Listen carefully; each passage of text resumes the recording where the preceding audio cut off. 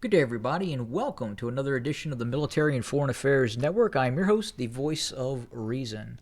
I wanted to do a quick update on the ongoing war between Russia and Ukraine, and I wanted to start over within the area of the Kiev area of operations.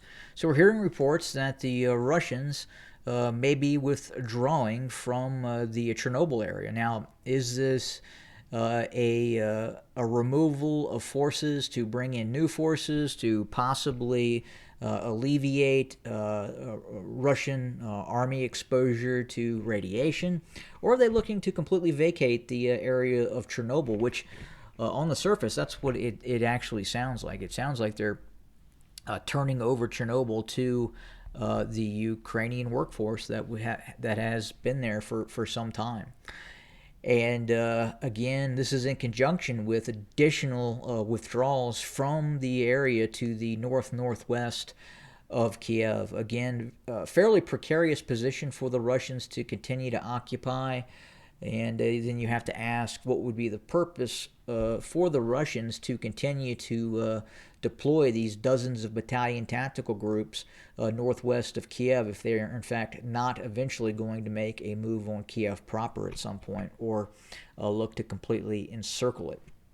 And then the question is, could these forces be used better in other areas of operations, and could it be better to get these forces out of this area, have them rest, refit, and then quite possibly redeploy again at some other date, or redeploy them immediately.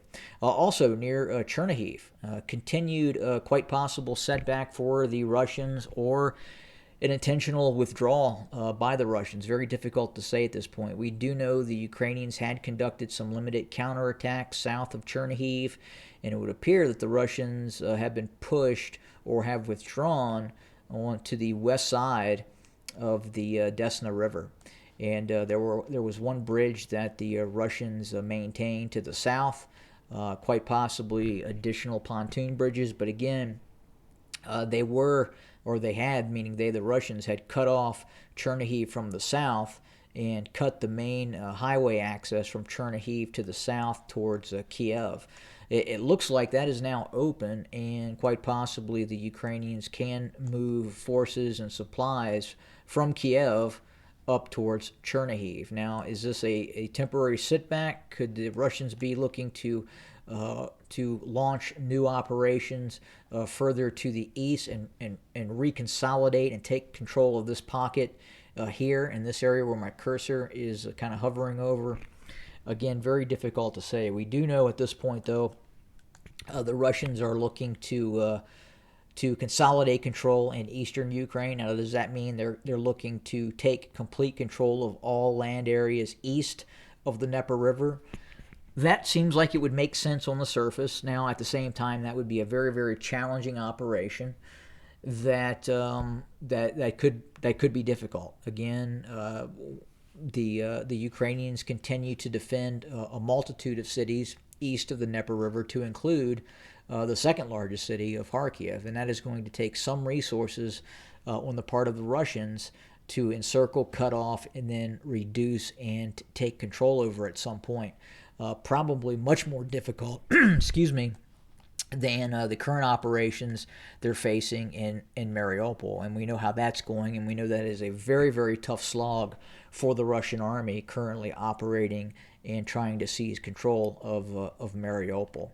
But again, wanted to have quick talking points and a quick update about kind of what we're seeing right now.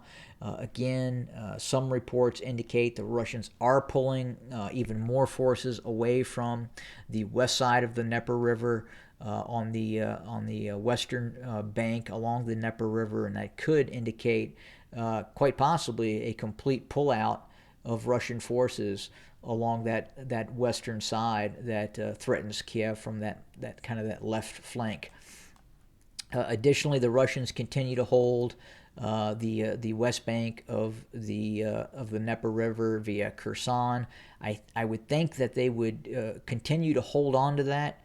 Again, that would be a very, very difficult operation to retake control of these areas, including the town of Kherson, if in fact they pull out of it. So I would think at this point they will continue to try and hold it and bring in mass forces in the east to eventually look to take control, obviously, of Mariupol, quite possibly Kharkiv, take control of areas near the eastern separatist areas, and eventually, I think, eventually the optimistic plan is to seize control of all territory east of the Dnieper River.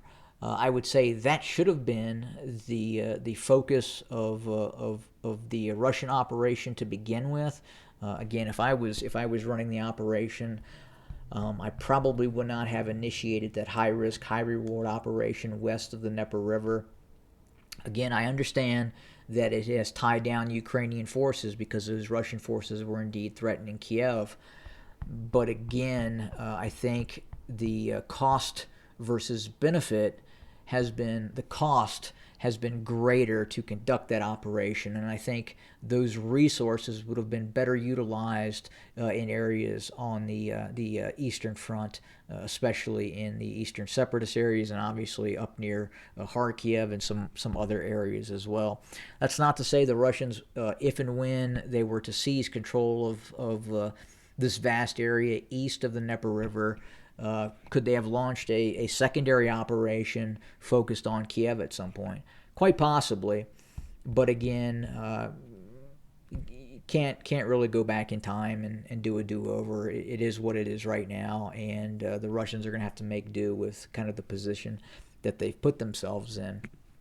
But again, as I said in the previous video, it does look like the Russians are adapting and changing to Ukrainian tactics in a manner that could prove more successful as this conflict continues. And I think we're starting to see that on the ground, especially with the supply situation and attempting to up the morale of Russian forces that are deployed against the Ukrainians at this point. But again, we're going to keep an eye on the situation, and regular reports will be on your way as we monitor the situation. Thanks for joining us again, and we'll have more very soon.